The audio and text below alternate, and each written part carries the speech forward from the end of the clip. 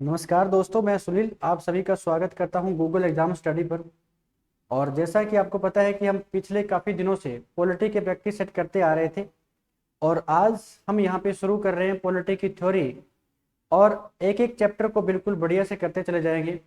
हम देखेंगे कि जैसे आज हमारा जो चैप्टर रहेगा पहला वो संविधान का रहेगा और हमें ये पॉइंट देखना होगा कि भारत का संविधान कैसे बना था, क्यों संविधान बनाने की जरूरत पड़ी और जब संविधान बना तो ये कैसे बना। यानी हमें ये चीज देखनी है कि संविधान कैसे बना और संविधान क्या है, कैसे बना और संविधान क्या है, ये चीजें हमें देखनी होती है। ठीक है। अब आपको पता होगा अगर हम ब्रिटिश भारत की बात करें तो ब्रिटिश भारत 1947 तक 1947 के अंदर जब भारत का विभाजन हुआ तो एक तरफ पाकिस्तान और दूसरी तरफ अपना इंडिया यानी भारत। और इधर अगर हम बात करें ब्रिटिश लोगों की तो जब 1939 से लेकर के 1945 यानी हम क्या क्या पॉइंट पढ़ने वाले हैं। एक तो जब 1939 से लेकर के 1945 आपको पता होगा सेकेंड वर्ल्ड वॉर यानी द्वितीय विश्व युद्ध यहां पे हुआ था। द्वितीय विश्व युद्ध, द्वितीय विश्व युद्ध चला था। ठीक है, 1945 तक। अब हुआ यूं था कि इसमें भारतीय लोग शामिल हुए थे कि नहीं हुए थे ये भी हमें देखना है। भारतीयों को शामिल करना था तो कौन कौन से मिशन भारत के अंदर भेजे गए थे। 1945 के अंदर जब ब्रिटिश लोगों की अगर हम बात करें तो जैसे सेकेंड वर्ल्ड वॉर की समाप्ति हुई द्वितीय विश्व युद्ध की, तो उसके बाद में क्या होता है कि ब्रिटेन के अंदर इलेक्शन करवाए जाते हैं। और जब ब्रिटेन में इलेक्शन हुए तो ब्रिटेन में लेबर पार्टी से जो ब्रिटेन के प्राइम मिनिस्टर बने थे सर क्लीमेट एटली, तो उन्होंने एक निर्णय लिया कि अब हमें भारत का विभाजन भी करना है और भारतीयों को आजाद भी कर देना चाहिए।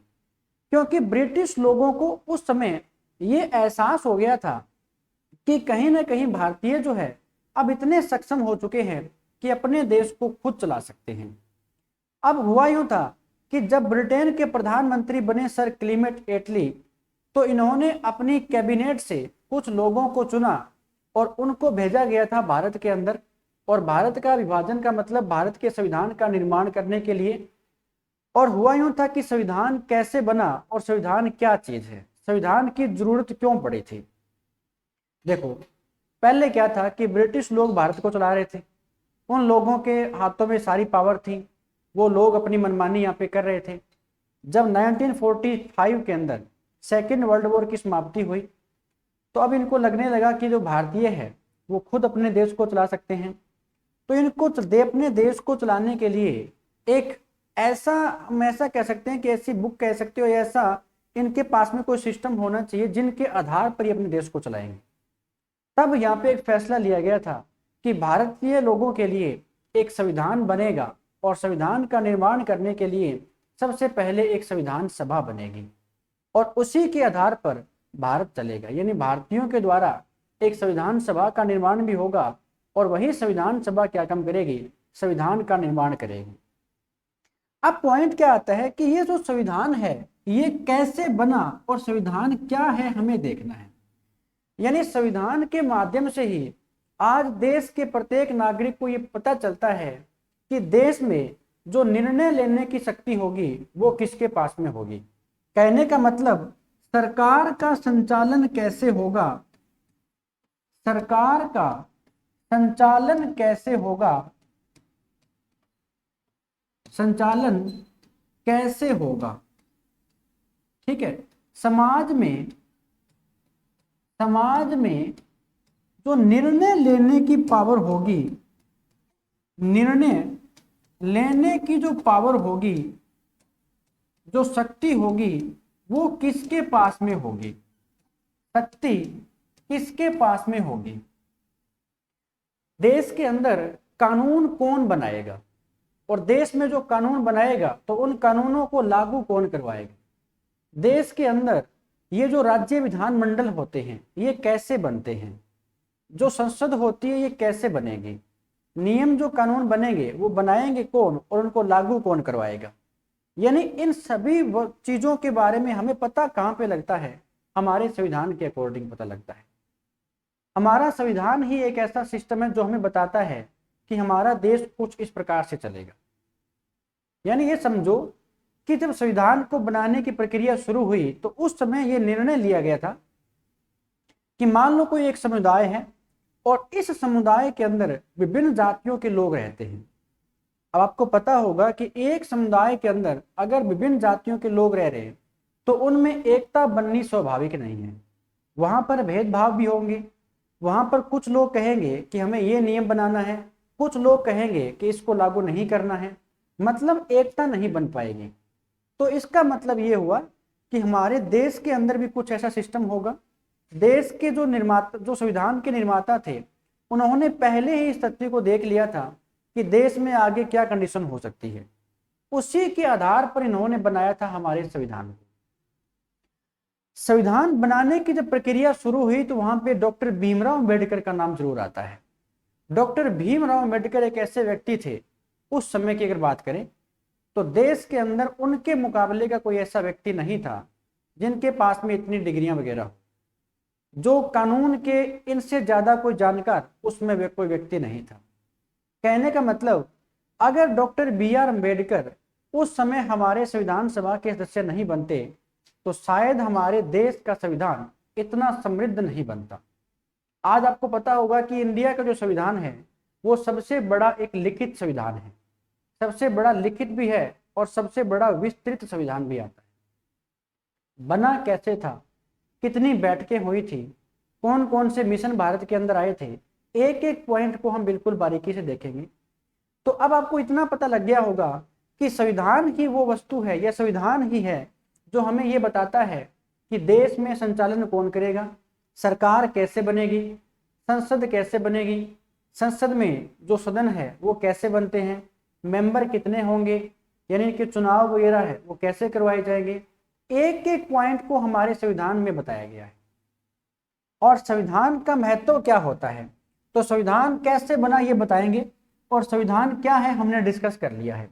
तो संविधान का महत्व का मतलब आज हमारा जो देश चल रहा है वो संविधान के अनुसार ही चल रहा है। पता लग गया। अब हमें देखना है कि संविधान बनाने के लिए सबसे पहले जो प्रक्रिया शुरू होती है वो कहाँ से शुरू हुई थी।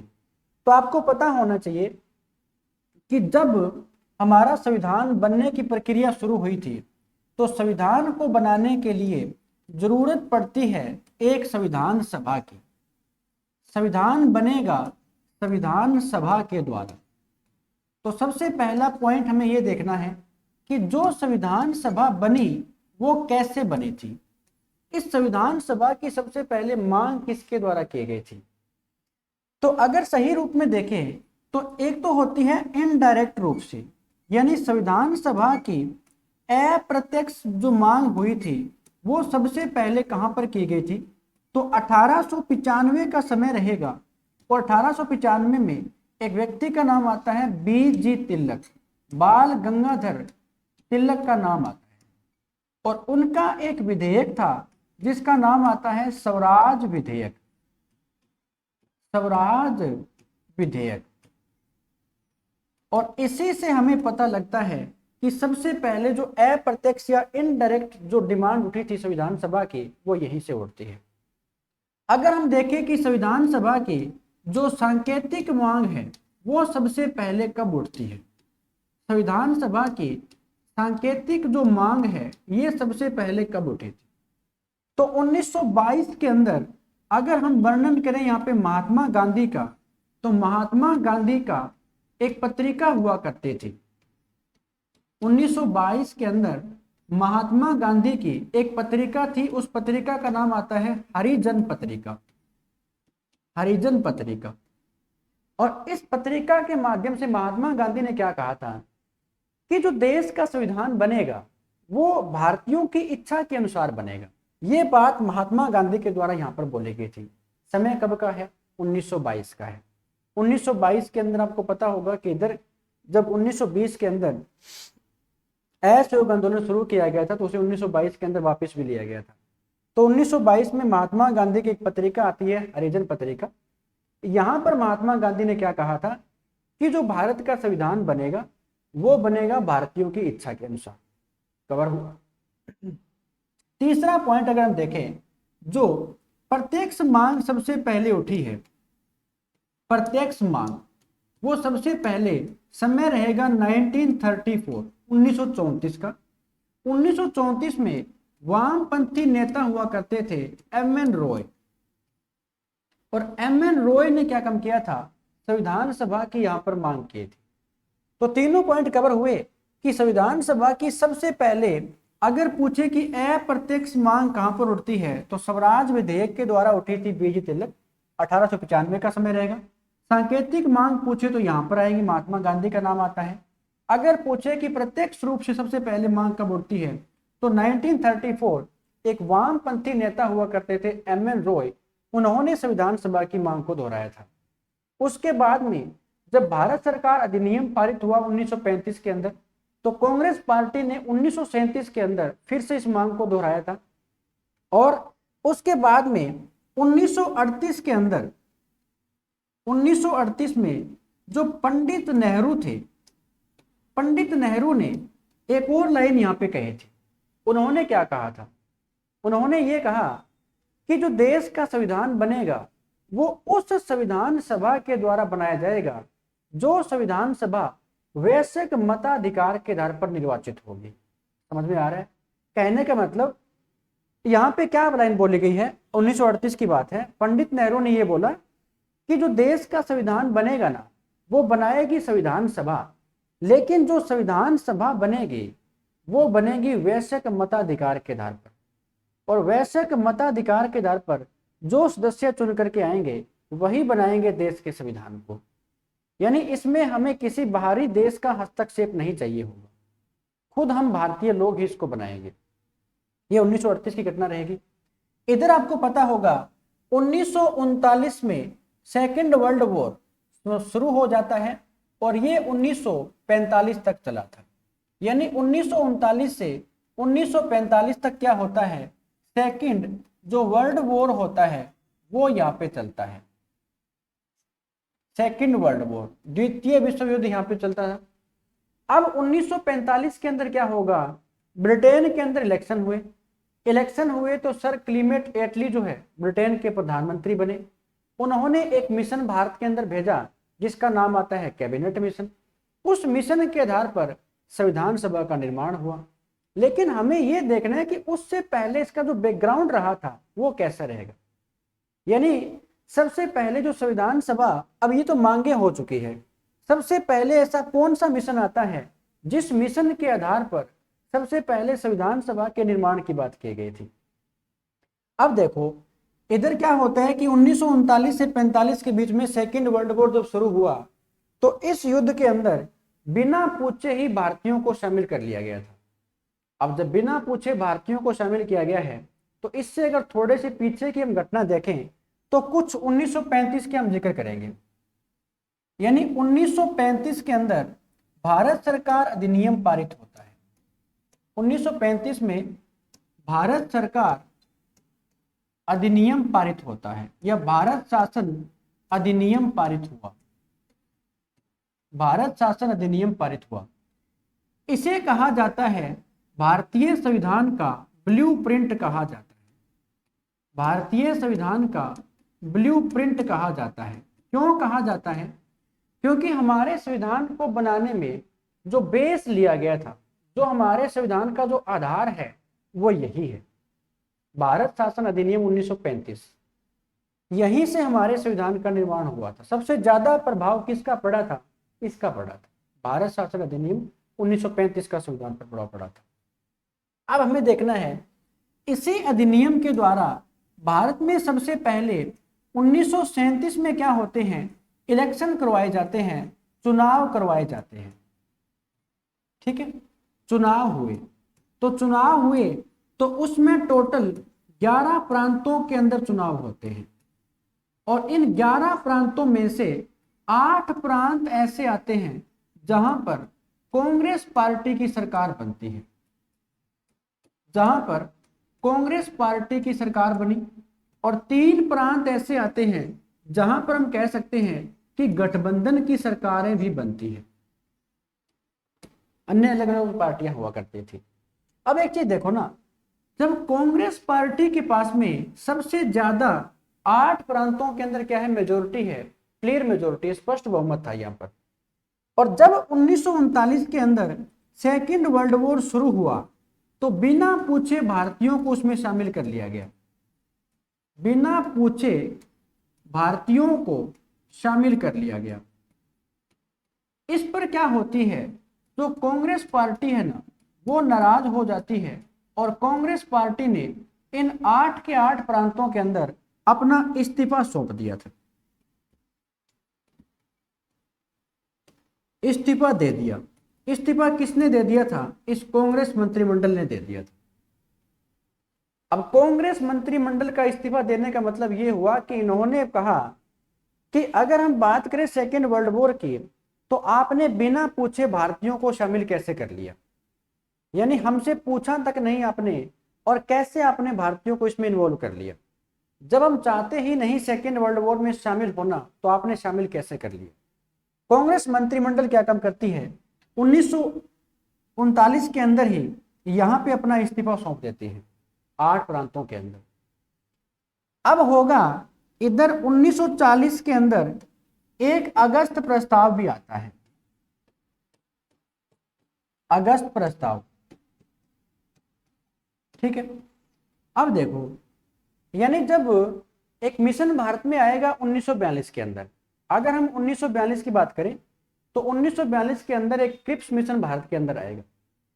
क्रिप्स मिशन के अंदर टोटल कितने व्यक्ति थे वो हमें देखना है, और इस मिशन का उद्देश्य क्या था वो भी हमें देखना है। तो कहने का मतलब, बिना पूछे जब भारतीयों को शामिल किया गया था तो कांग्रेस मंत्रिमंडल ने यहां पे अपना इस्तीफा सौंप दिया था।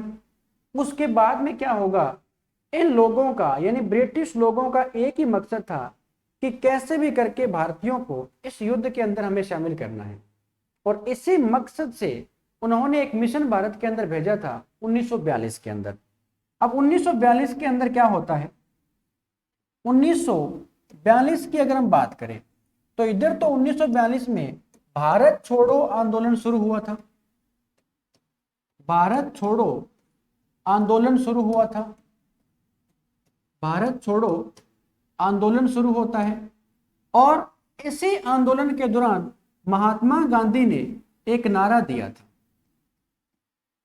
महात्मा गांधी ने क्या काम किया था, एक नारा दिया था, और वो नारा कौन सा था कि करो या मरो, करो या मरो का जो नारा है वो महात्मा गांधी के द्वारा इसी आंदोलन में दिया गया था। जब ये आंदोलन शुरू हुआ तो जो कांग्रेस के बड़े दिग्गज नेता हुआ करते थे, इन सभी को लगभग गिरफ्तार कर लिया गया था।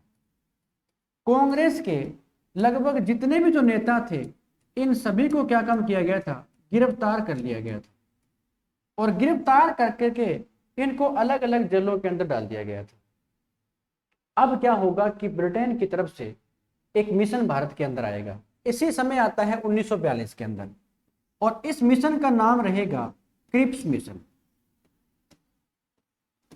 क्रिप्स मिशन ये भारत के अंदर आता है। क्रिप्स मिशन कब आया था, तो 1942 के अंदर। इसमें कुल कितने व्यक्ति थे, तो यह एक सदस्यीय हुआ करता था, एक सदस्यीय हुआ करता था। इसमें कौन से व्यक्ति थे एक सदस्यीय, तो उस व्यक्ति का नाम आता है sir Stafford Cripps, sir Stafford Cripps. ये व्यक्ति इस मिशन के द्वारा भारत में आता है। किस मकसद से भारत के अंदर आया था, उद्देश्य क्या था, तो मेन मकसद या मेन उद्देश्य इनका यह था कि कैसे भी करके सेकेंड वर्ल्ड वॉर में भारतीयों को शामिल करना है। तो अब देखो इनके पीछे इनकी जो योजना थी इस मिशन की वो क्या थी। इसने भारत में आने के बाद में अपनी जो योजना लेकर के आया था, उस योजना के बारे में जब भारतीयों को बताया तो ये जो मिशन है ये असफल हो जाता है। असफल क्यों हुआ था, इसके पीछे जो रीजन है वो अभी हम देखते हैं। इसने कहा कि ब्रिटेन की तरफ से हमें ये कहा गया है, यानी ये ब्रिटेन की तरफ से कहकर भेजा गया है कि जैसे ही सेकेंड वर्ल्ड वॉर की समाप्ति हो जाएगी तो हम भारतीयों के लिए क्या काम करेंगे, एक संविधान सभा का निर्माण करेंगे। भारतीयों के लिए एक संविधान सभा का निर्माण करेंगे और वो जो संविधान सभा बनेगी ना, इस संविधान सभा के अंदर देशी रियासतों के लोग भी शामिल होंगे और ब्रिटिश भारत यानी ब्रिटिश प्रांतों के लोग भी शामिल होंगे, ब्रिटिश प्रांतों के लोग भी शामिल होंगे।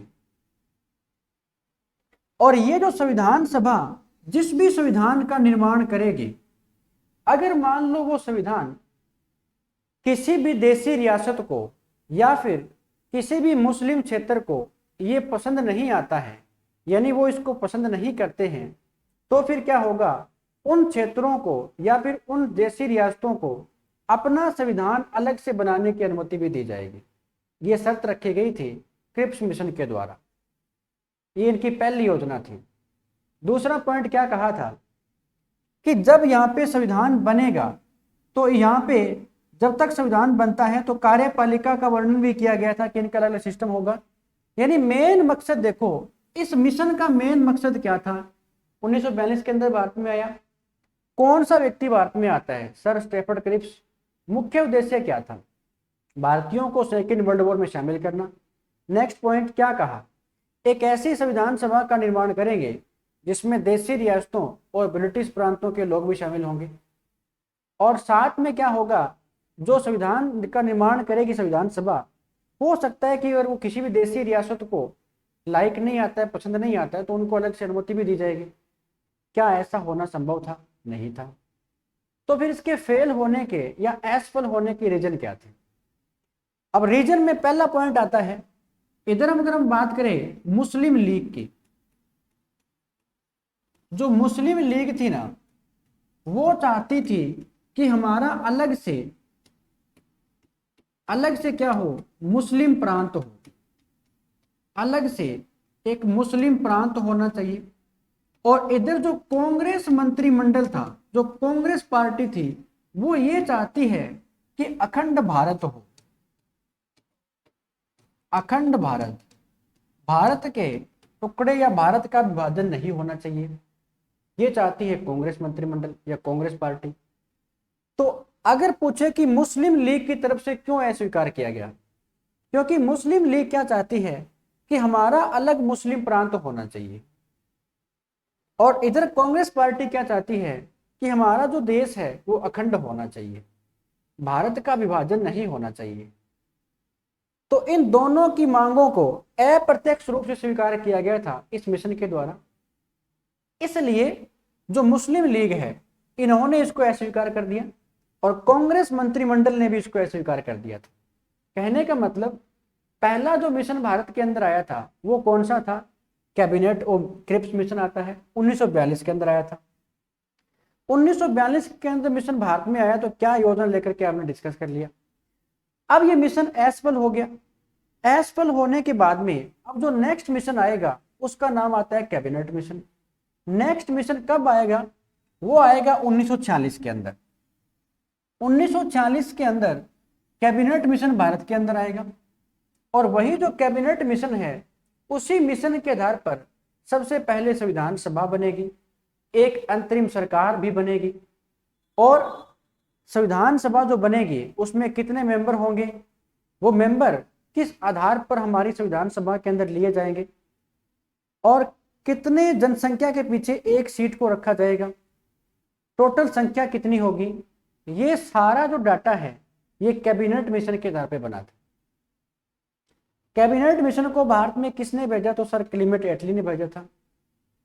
तो आज हमने लगभग स्टूडेंट्स इतना देखा है कि संविधान क्या है और संविधान बनाने की प्रक्रिया जो शुरू हुई थी वो संविधान सभा के द्वारा हुई। और जो पहला मिशन भारत में आया था वो था क्रिप्स मिशन। इंडिया के अंदर क्रिप्स मिशन आता है 1942 के अंदर। 1942 में इस मिशन के तहत कितने लोग आए थे, तो एक सदस्य था। कब आया था ये पूछ लेते हैं एग्जाम के अंदर। इस व्यक्ति का नाम बताइए, यही पूछ लेते हैं, सर स्टैफर्ड क्रिप्स। ये हो जाता है असफल। अब जो नेक्स्ट मिशन आएगा वो है कैबिनेट मिशन।